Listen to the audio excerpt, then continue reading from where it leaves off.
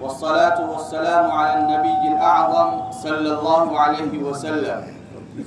أعوذ بالله من الشيطان الرجيم. بسم الله الرحمن الرحيم. وإذ ابتلى إبراهيم ربه بكلمات فأتمهن وقال إني جاعلك للناس إماما. صدق اللہ العلی العظیم. محترم بزرگوں، آج کا دن بقرعید کا دن ہے، عید الاضحیٰ کا دن ہے، اور یہ جو مہینہ ہے ذوالحجہ کا، یہ اپنے اندر بہت اہمیت کو سمیٹے ہوئے ہے. اس کے جو شروع کے جو 10 ایام تھے، اس کے بارے میں اللہ نے قرآن میں فرمایا تھا کہ والفجر ولیال عشر، کہ اس کی اہمیت کو اجاگر کرتے ہوئے بیان کیا تھا کہ جس طریقے سے شب قدر کی اہمیت تمام راتوں پر ہوتی ہے، اسی طریقے سے ذوالحجہ کے شروع کے 10 ایام جو ہوتے ہیں ان کے دنوں کی بھی اہمیت اسی طریقے سے بیان کیا گیا. یہ ذوالحجہ خانوادہ ابراہیم علیہ السلام کی ایک سنت اس میں ہے. حضرت ابراہیم علیہ السلام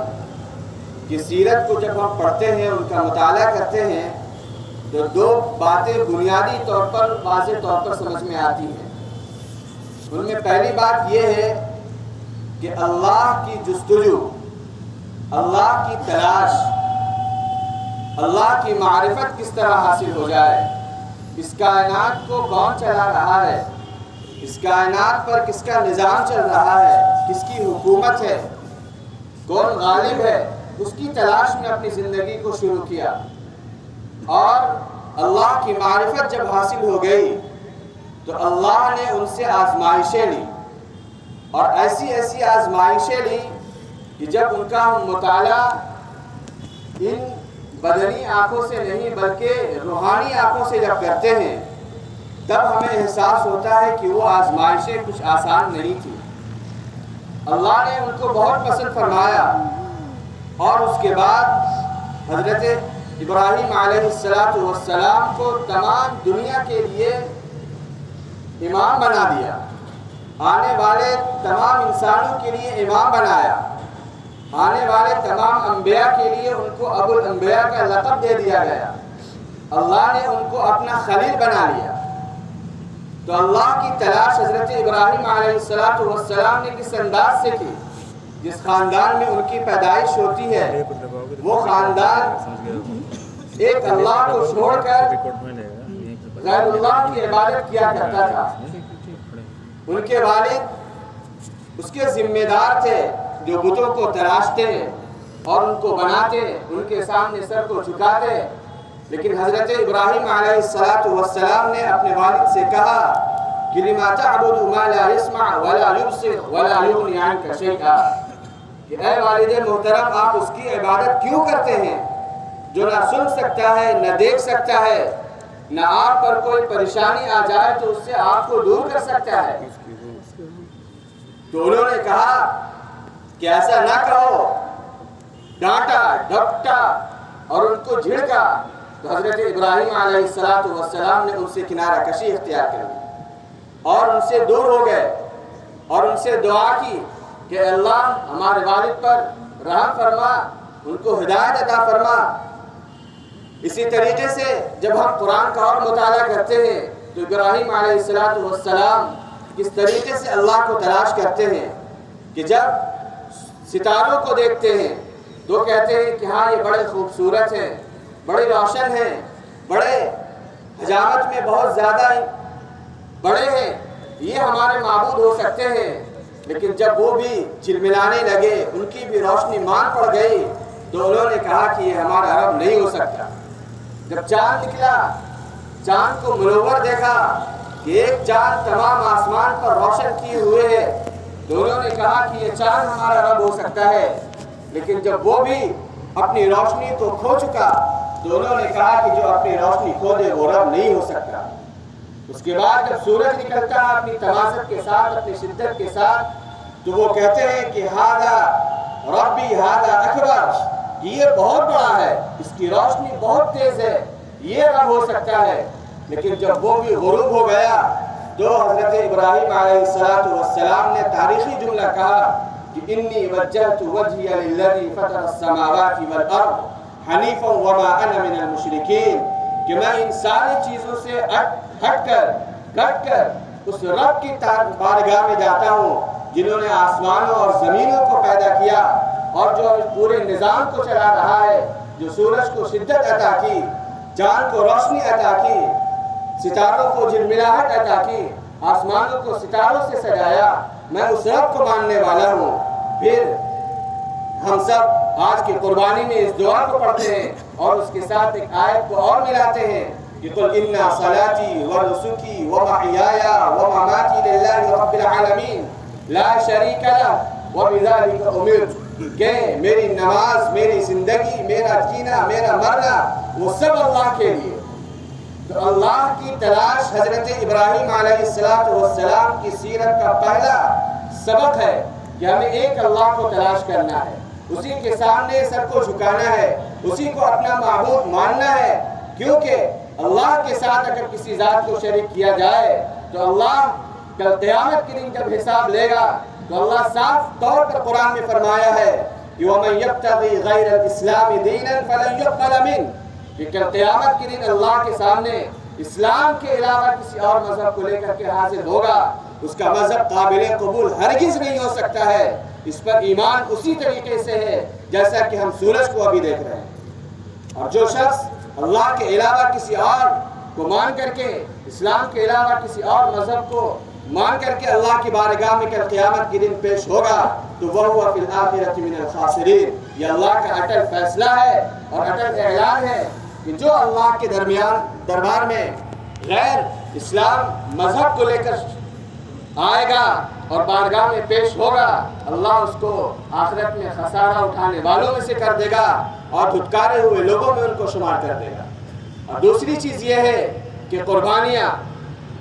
کہ اللہ کے رسول حضرت ابراہیم علیہ السلام نے جو قربانیاں پیش کی، کہ اللہ کی معرفت گھر بیٹھے کسی کو حاصل نہیں ہو سکتی ہے، اللہ کی معرفت دنیاوی کاموں میں مشغول رہ کر حاصل نہیں ہو سکتی ہے، اللہ بہت بے نیاز ہے، وہ غیور ہے، وَمَنْ جَاهَدَ فَإِنَّمَا يُجَاهِدُ لِنَفْسِهِ،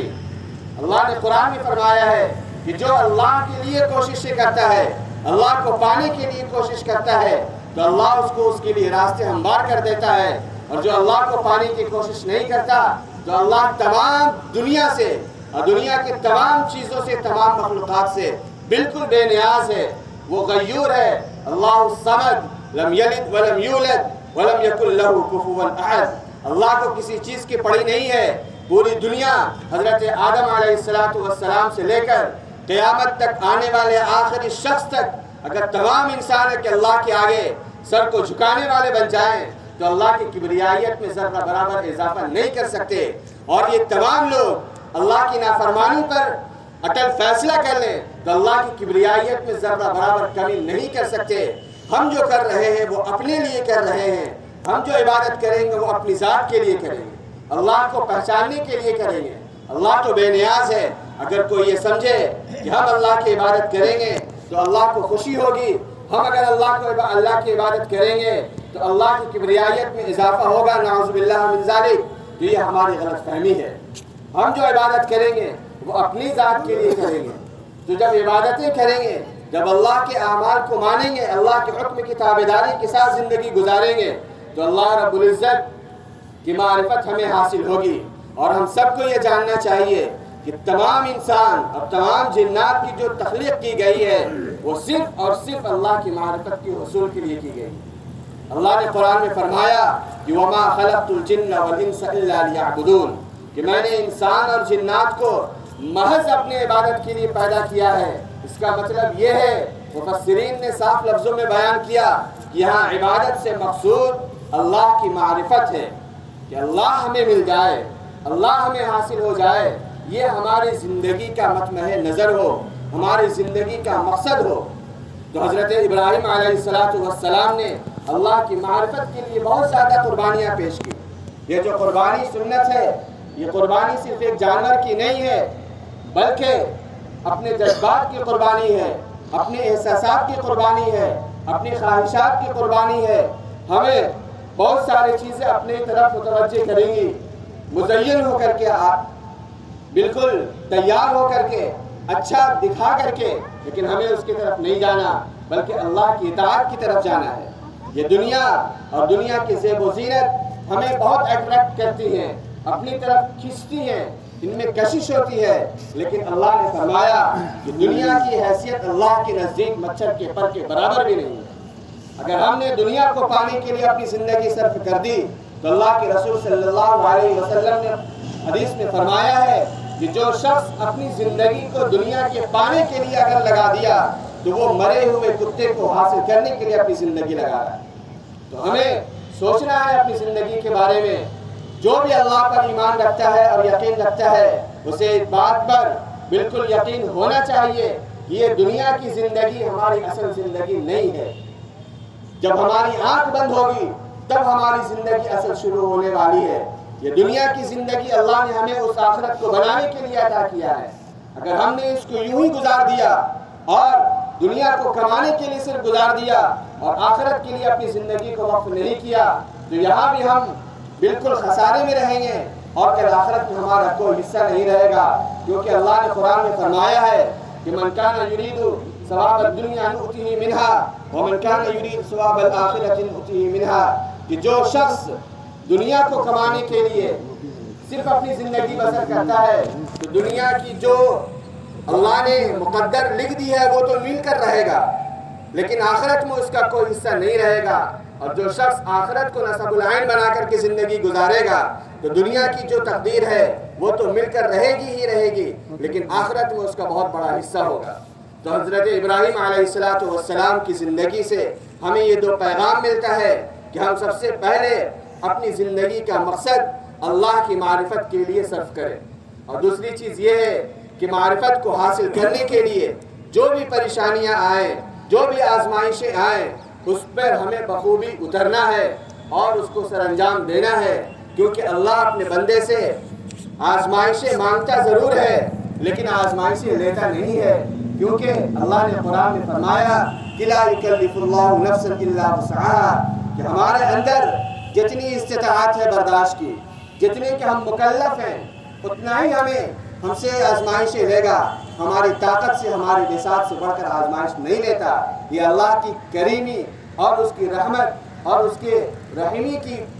دلیل ہے کہ اپنے بندوں سے اتنی زیادہ محبت کرتا ہے، وہ 70 سے زیادہ محبت کرتا ہے۔ تو اللہ سے دعا کریں اور یہ نیت کر کے اٹھیں کہ ہماری زندگی کا جو اصل مقصد ہو وہ اللہ کی معرفت ہو، اور اس معرفت میں جو بھی تکلیفیں آئیں، جو بھی آزمائشیں آئیں، ان آزمائشوں کو ہم